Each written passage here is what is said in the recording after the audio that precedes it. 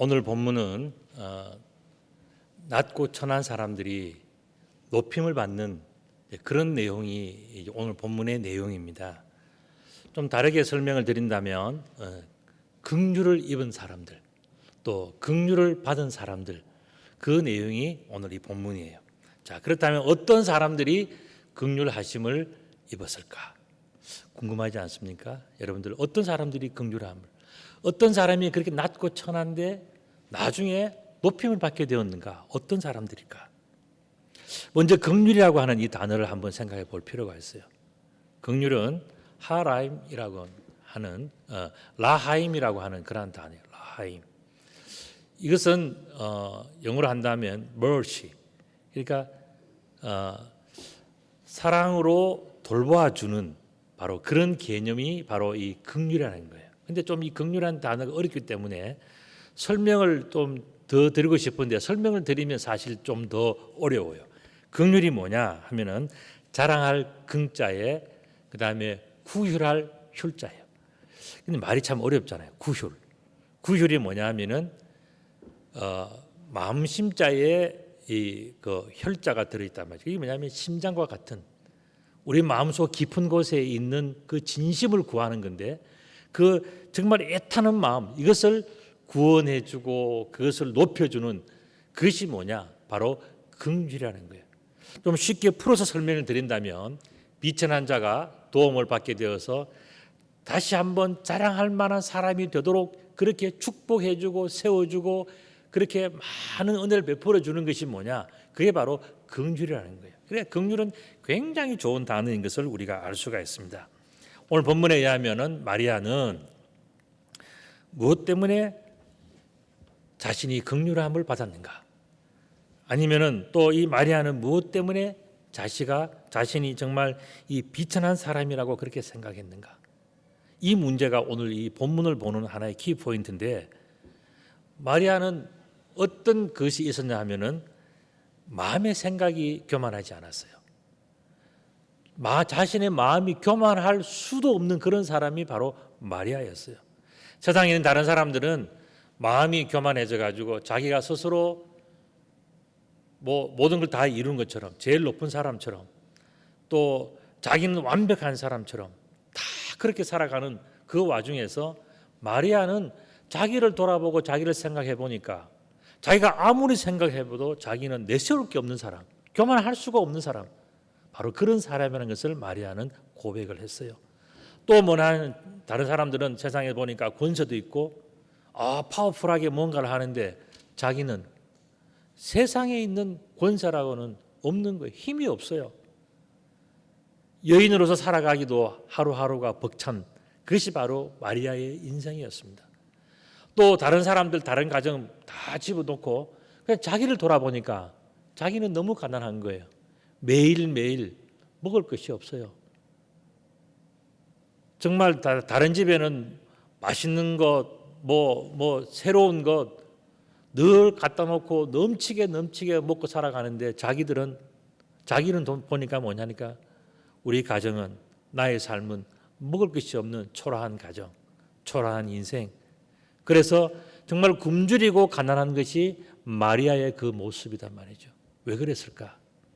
그것은 바로 갈릴리라고 하는 아주 시골 동네에 가난한 동네에 그 동네에서 가장 또 가난한 직업이라고 이야기할 수 있는 그 목수와 약혼한 여인이기 때문에 바랄 것이 없는 사람, 바라봐야 되지도 않는 사람, 그게 뭐냐?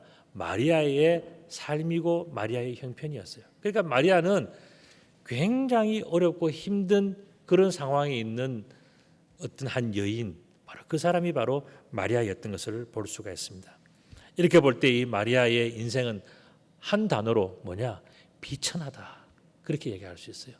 여러분들 비천이라고 하는 이 단어는 낮을 비자에 천할 천자에 낮고 천한 여인의 삶, 그게 마리아의 삶이고 마리아의 인생이었어요. 마리아를 설명한다면 우리는 지금 굉장한 무슨 생각을 가지고 대단한 인물 같지만은 실제로 이 마리아는요 너무너무 비천한 여인이었어요.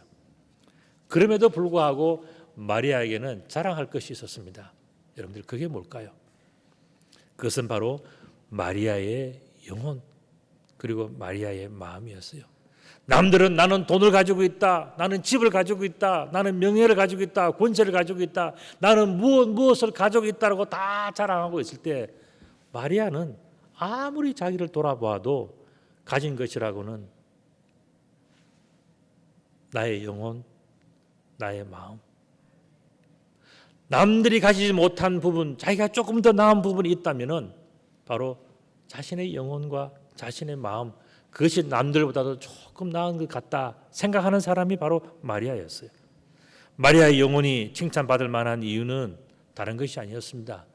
주를 찬양하는 영혼이었기 때문에 자기가 나는 정말 가난하고 돈도 없고 나는 지질이 어렵고 굶주리며 가난하게 살아가는 사람이지만 그러나 내가 나를 소중하게 생각하고 내가 그래도 남들에게 꿀리지 않는 그런 것이 있다면 나의 영혼은 주님을 찬양하는 영혼이다.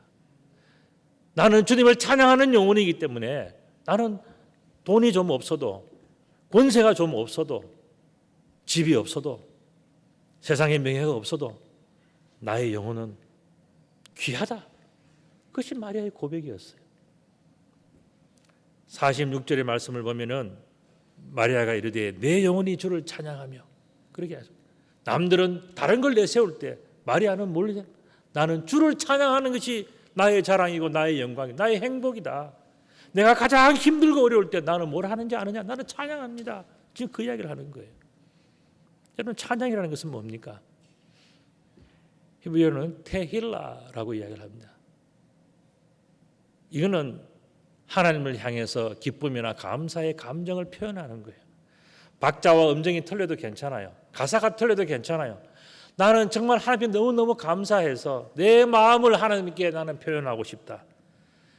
나의 중심을 하나님께 올려드리고 싶다. 내가 이렇게 어렵고 힘들지만은 여기까지 인도하신 그 하나님에 대해서 나는 찬양하고 감사하고 그 하나님의 사랑에 대해서 나는 노래 부를 것이다. 그 마음이 뭐냐? 찬양이라는 거예요. 여러분들 찬양이라고 하는 것은요. 가난하다고 해서 못하는 게 아니에요. 가난하다고 해서 감사의 찬양을 할 수 없는 것이 결코 아닙니다.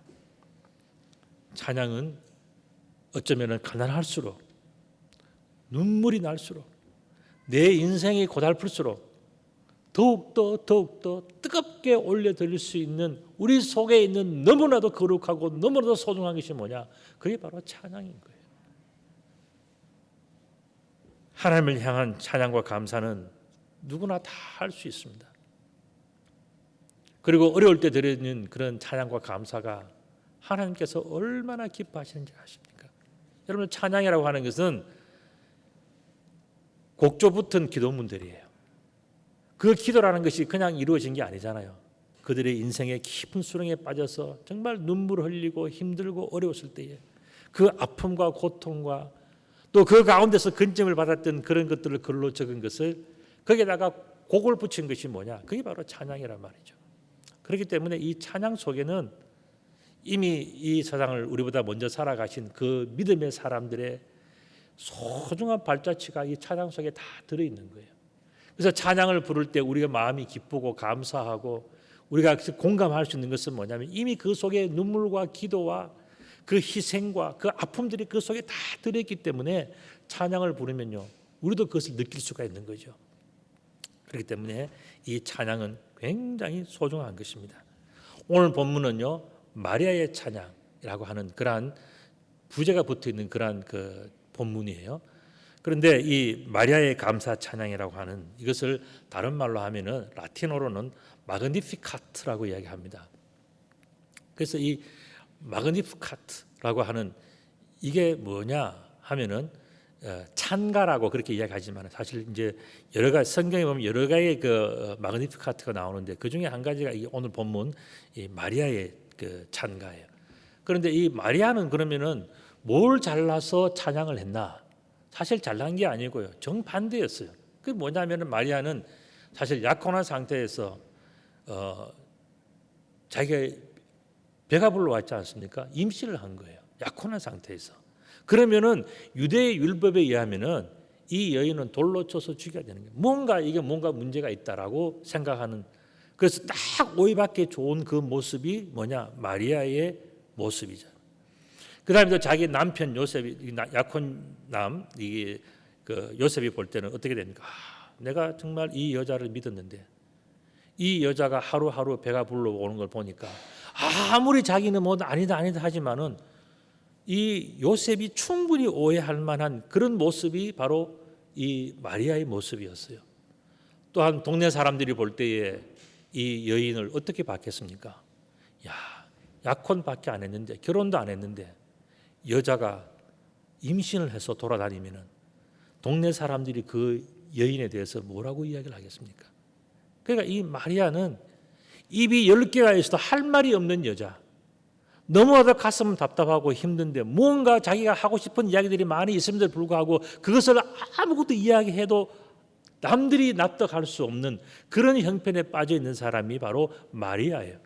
그런데 이 마리아는 오늘 내용을 보면 어떻게 합니까? 오히려 감사하고 오히려 찬양을 하고 있어요. 이것이 바로 마리아가 이야기하는 바로 이 마그니피카트의 그런 내용입니다. 자, 그렇다면 이 마리아가 그 어렵고 힘든 가운데서 남들이 이해해 줄 수 없는 그 상황 속에서 이 마리아가 감사하고 찬양할 수 있는 그 이유가 뭐가? 무엇 때문에 마리아는 이 어려운 상황 속에서 정말 모든 것을 오해받을 수밖에 없고 억울할 수밖에 없고 너무나도 자기는 정말 답답할 수밖에 없는 그 상황 속에서 이 마리아는 어떻게 감사와 찬양할 수가 있었을까? 거기는 아주 중요한 분명한 이유가 있어요.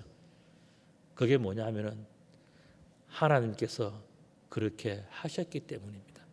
자기가 당하는 이 어려움, 자기가 남들 앞에 서서 하는 것마다 다 오해를 받고 미움을 받고 설명할 수 없는 여러 가지 상황 속에 점점 빠져들어가지만은 마리아에게는 확신이 있어요.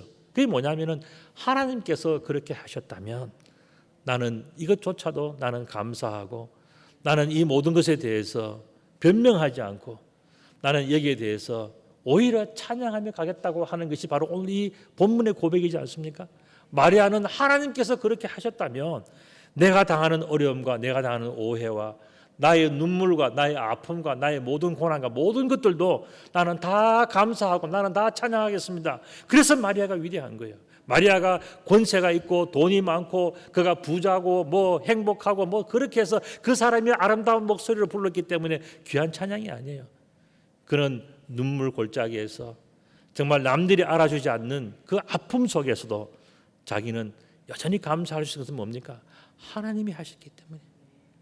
세상 사람들이 뭐라 하더라도 하나님께서 그렇게 하셨다면 나는 감사할 수 있다. 이게 바로 마리아의 위대함이에요.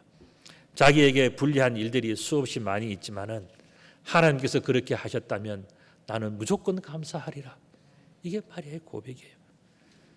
마리아는 고백합니다. 하나님께 속한 내 영혼이 당연히 주를 찬양하며 내 영혼이 주를 찬양하며 하는 이것은 뭡니까? 나의 영혼을 만드신 하나님께서 그런 영혼을 나에게 주셨기 때문에 나는 나의 영혼이 나의 주인이 어떻게 인도하시든지 간에 나는 감사하고 찬양하며 그 하나님이 하시는 일을 따라가는 나는 당신의 여종입니다 하는 것이 마리아의 찬양이에요. 또한 자기 마음은 자기 것이라고 생각하지 않습니까? 그런데 나에게 속한 내 마음도 당연히 주를 기뻐합니다. 내 마음도 나의 영혼을 만들어 주신 하나님의 그 모든 것은 당연히 하나님께 영광 돌리는 것이 너무 당연하고 내가 생각할 수 있고 내가 마음먹을 수 있는 이 모든 것조차도 나는 다 하나님 앞에 감사하고 기뻐합니다. 나는 모든 것이 하나님의 것이든 내 것이든 모든 것이 하늘의 것이든 땅의 것이든 모든 것이 나는 감사하고 기뻐하겠습니다라고 하는 것이 마리아의 고백이에요. 마리아가 온 영혼과 온 마음으로 하나님만 찬양하고 기뻐할 수 있었던 또 다른 이유가 하나 있어요. 저는 이 본문을 보면서 그것을 찾았습니다. 그게 뭐냐면 바로 그가 하나님 앞에서 비천하였기 때문이에요. 여러분들 이 비천이라는 말씀이 참 중요한데 우리가 한번 생각을 해보십시다. 우리가 온 영혼과 온 마음으로 하나님을 찬양하지 못하고 기뻐하지 못하는 그런 이유가 있다면 그게 무엇일까요? 우리가 세상 살아가면서 너무나 분주하게 살아가면서 우리는 왜 감사하지 못하는가? 우리는 왜 기뻐하지 못하는가? 그 이유가 뭘까요? 혹시 하나님을 잊을 정도로 너무 많은 것을 가졌기 때문에 그렇지 않을까요? 지금 하나님을 찾을 수밖에 없는 큰 어려움 속에 우리가 빠져 있다면 어떻게 보면 그것은 하나님께서 우리를 버리지 않으셨다는 아주 분명한 증거예요. 우리에게 고통이 있고 아픔이 있고 내가 너무너무 낮아져서 나는 세상을 살아가기가 힘들고 나는 세상에서 모든 사람들이 나를 무시하는 것 같고 나는 이 세상에서 살아가는 것이 내 인생이 왜 이렇게 비천해졌느냐 하는 것 때문에 고민하는 여러분들이 계시다면 여러분 그때가 어떤 때인지 아십니까? 그때가 바로 하나님께서 나를 버리지 않으시고 나를 부르시고 나를 축복해 주시고 나의 손을 잡아주시고 나와 함께 한다는 것을 보여줄 수 있는 하나님의 절호의 찬스.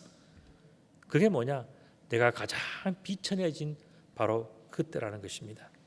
이사야서 55장 6절에 보면 너희는 여호와를 만날 만할 때에 찾아라. 가까이 계실 때에 그를 부르라 말씀하셨어요. 여러분들 여호와를 만날 만한 때가 언제예요? 그것은 바로 내가 가장 비천해지고 낮아져서 하나님 외에는 내가 살아갈 수 없습니다.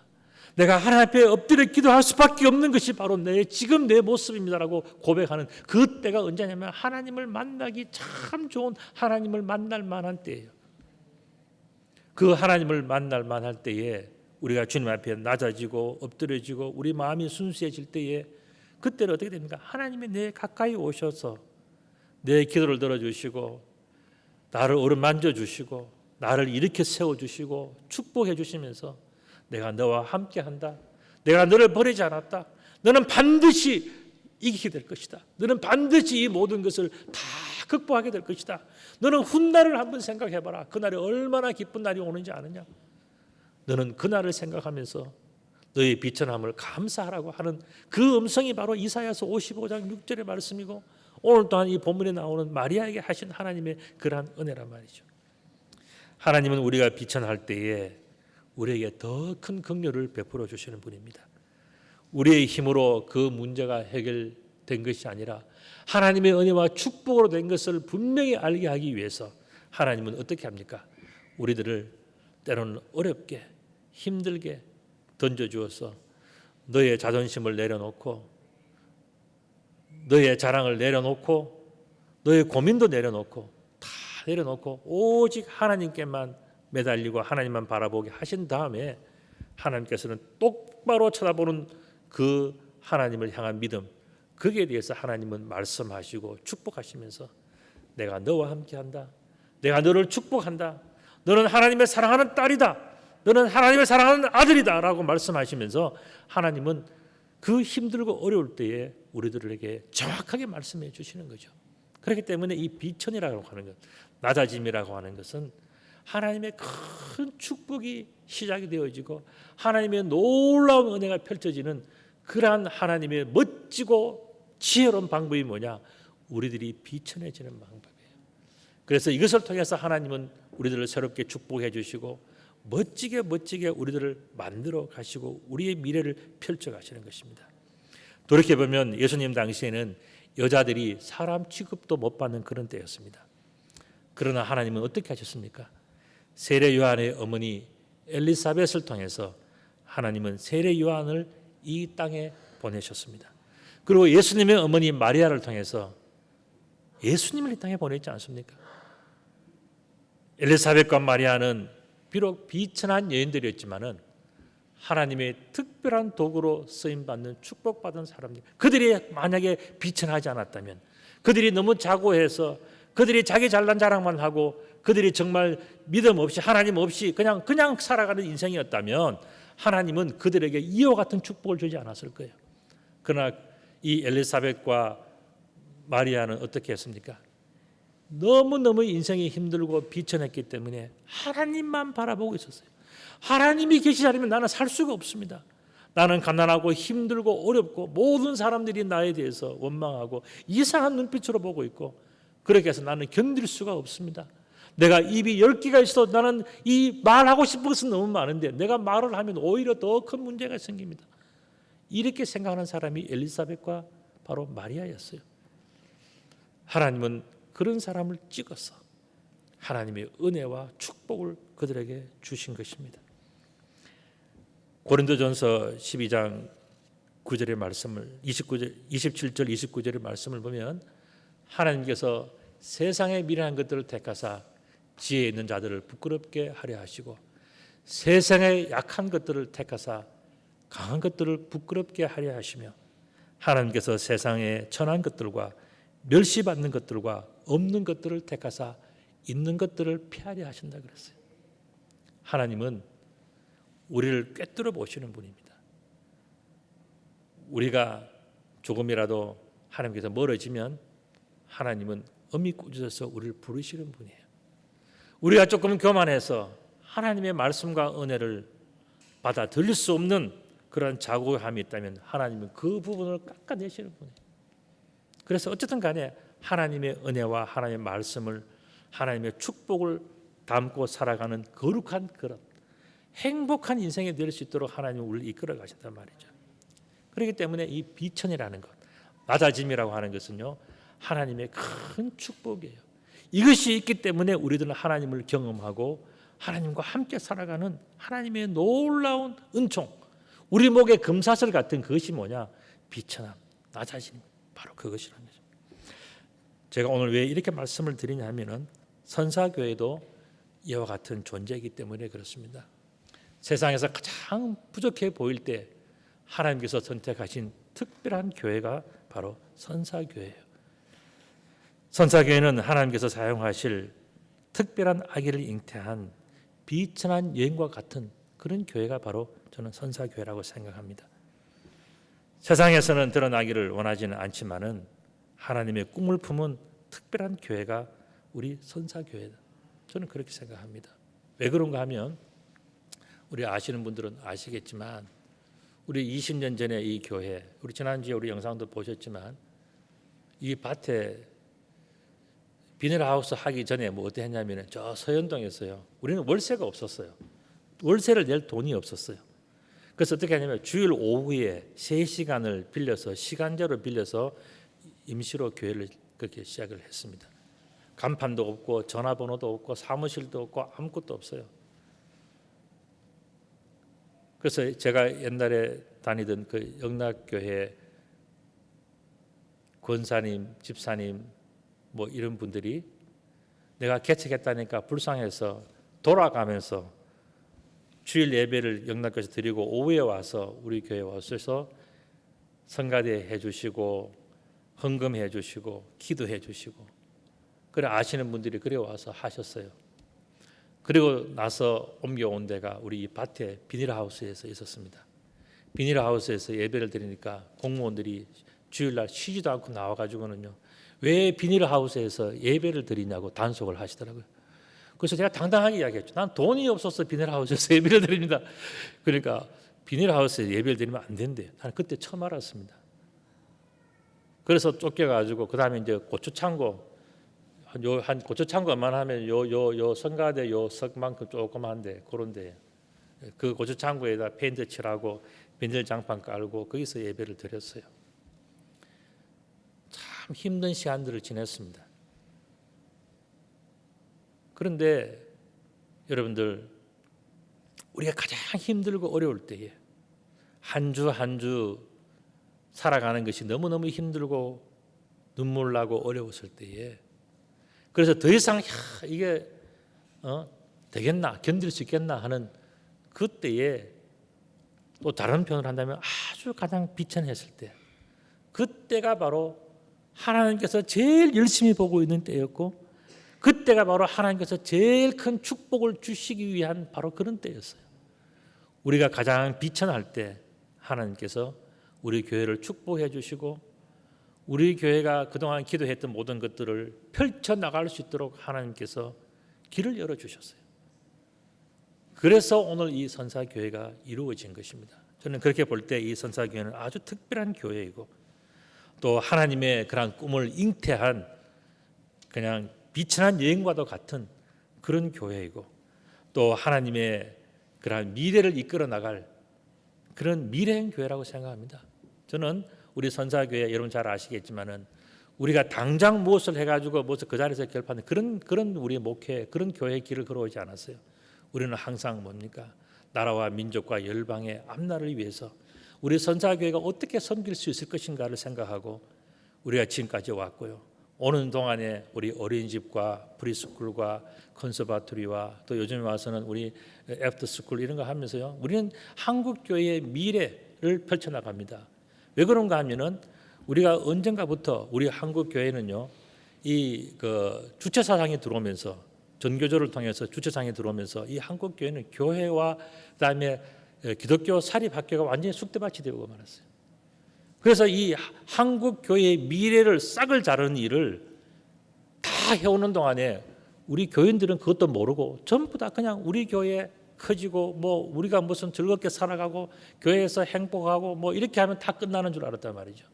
그러나 그러하는 동안에 우리 기독교 교회의 한국 교회의 미래를 계속 난도질 당하고 있단 말이죠. 그걸 보면서 우리 선사교회는 기도하고 준비했습니다. 한국에 있는 모든 어린이 선교원들을 다 없애 나갈 때 우리는 그때에 아니다. 우리는 하나님 나라의 미래를 위해서 우리는 어린 아이들을 다시 한번 가르치고 저들에게 믿음을 심어주어서 앞으로 10년, 20년, 30년 뒤에 그들이 자라나서 한국교회의 기둥이 되고 장로님이 되고 목사님이 되고 선교사가 되고 권사님이 되고 그렇게 해서 한국교회를 이끌어 나갈 사람들을 우리는 길러내야 되겠다고 생각하고 그때서부터 우리들은 기도하고 준비를 했어요.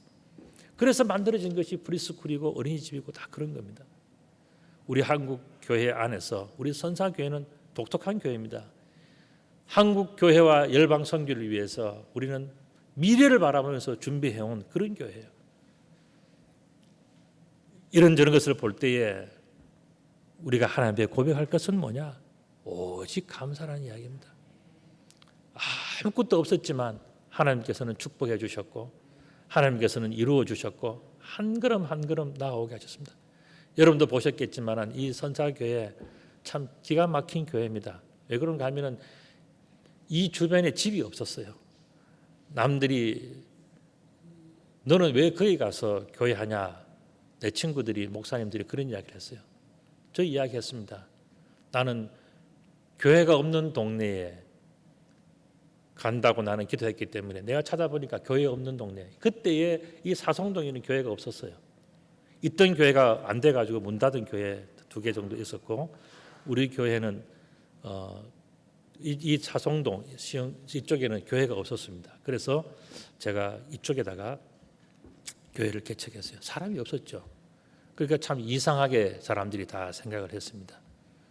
그리고 또 우리가 주변에 아파트 단지도 없고 동네도 없고 하니까 다들 걱정했죠.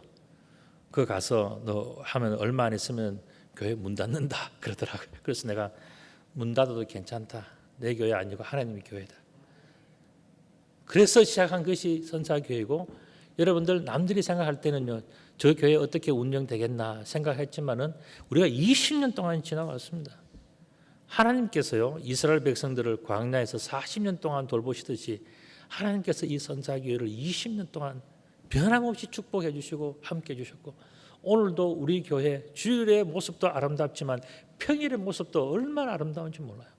교실마다 아이들이 성경 말씀 외우고 찬양 부르고 바이올린으로 찬송하는 평일에 어린아이들이 찬송가를 배우는 바이올린으로 찬송 그런 교회가 몇 군데 있겠습니까? 전 세계에서. 우리 교회가 그런 교회예요. 그렇게 생각해 볼 때는 우리가 참 감사하다는 생각이 듭니다. 누가복음 1장 36절에 보면은 보라 내 친족 엘리사벳도 늙어서 아이를 배웠느니라. 본래 임신하지 못한다고 알려지니까 이미 6달이 되었느니라. 대저 하나님의 모든 말씀은 능하지 못하심이 없느니라 그랬습니다. 이 선사교회 20년을 저는 쭉 봐왔지 않습니까?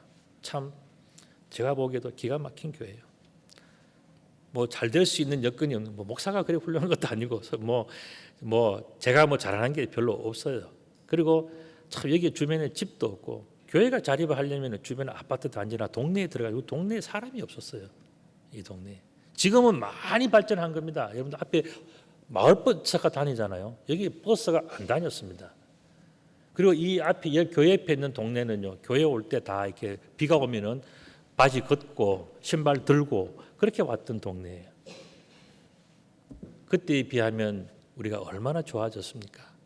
참 감사할 것밖에 없는 그런 모습입니다.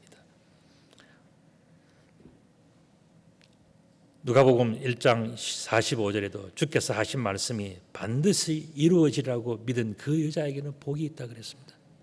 여러분들, 우리는 무엇을 하냐면은 주께서 말씀하시고 주께서 함께 하셨기 때문에 반드시 이루어지라는 것을 확실히 믿어야 되는 거예요.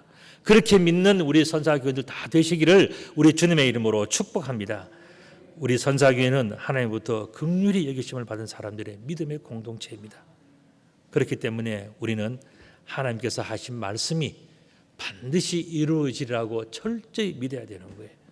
여러분들, 마리아의 고백은, 또 마리아의 삶은 뭡니까? 그는 권세도 없고 돈도 없고 내세울 것이 하나도 없고, 오히려 많은 사람들로부터 손가락질 받고 의심받고 비난받고 막 하는 그런 비천한 삶에 빠진 그런 여인이었어요. 그러나 이 마리아는 남들이 없는 독특함이 있었지 않습니까? 그게 뭐냐면은 마리아의 영혼과 마리아의 마음이었어요. 하나님은 그것을 보고 그 비천한, 남들은 다 비천하다 하지만은 그러나 마리아의 속에 있는 그 은혜롭고 거룩하고 순수한 영혼과 그 마음을 보시고 하나님은요, 나중에 넘치도록 축복해 주신 거예요. 그게 뭐냐면은 주 예수 그리스도의 어머니가 되지 않습니까? 남들이 상상하지 못한 그 놀라운 축복을 하나님은 그 마리아에게 부어주신 거예요. 그의 비천함을 보고, 비천함 속에서도 그의 영혼과 그의 마음이 하나님을 향해서 거룩하게 세워져 가는 그 모습을 보면서 하나님은 마리아를 축복하고 그렇게 해서 그의 비천함이 다 잊혀지고 많은 사람들 앞에서 사랑과 존경과 그 위대함을 정말 드러내는 하나님의 멋진 여종이 되었던 것이 뭐냐? 마리아의 인생이었어요. 우리 선사교회와 여러분들, 우리들의 영혼이 영원토록 하나님만을 찬양하고 우리들의 마음이 항상 주님의 구원을 기뻐하는 그런 교인, 그런 교회가 된다면 저는 더 이상 바랄 것이 없어요. 우리가 인생을 살아가면서 어렵다, 힘들다 하는 것도, 그것도 참 어쩔 수 없는 일이지만은, 그러나 우리들은 세상을 살아가면서 정말 세상은 어려워도, 내 인생은 비천해도, 그 누구도 뺏을 수 없는 나의 영혼, 나의 마음은 주를 향하여 찬양하고 또 찬양하고 감사하며 또 감사하며 살아가겠다 할 때, 그때가 바로 행복한 교인, 행복한 교회가 되는 겁니다. 우리 선사교회의 모든 교우들이 그런 믿음으로 살아가고 그렇게 믿음으로 승리할 수 있기를 우리 주님의 이름으로 축복합니다. 아멘. 기도드리겠습니다. 걸어가신 아버지 하나님, 참 감사합니다. 우리 인생이 비천하고 힘들다는 것을 느낄 때에, 그때가 바로 우리가 하나님과 가장 가까이 있는 시간인 것을 깨달아 알게 하시고, 하나님께서 우리들을 가까이서 보고 계실 때 우리가 정말 우리의 영혼과 우리의 마음을 다하여 하나님을 기쁘시게 하는 하나님의 종들이 되게 해 주셔서, 고달픈 시간이 지나가고 비천의 시간들이 지나가고 난 다음에 다가올 그 영광의 때에 칭찬받고 사랑받는 우리 모두가 될 수 있도록 하나님께서 우리 모든 교우들을 축복하여 주시옵소서. 우리 구주 예수 그리스도의 이름으로 기도드리옵나이다. 아멘.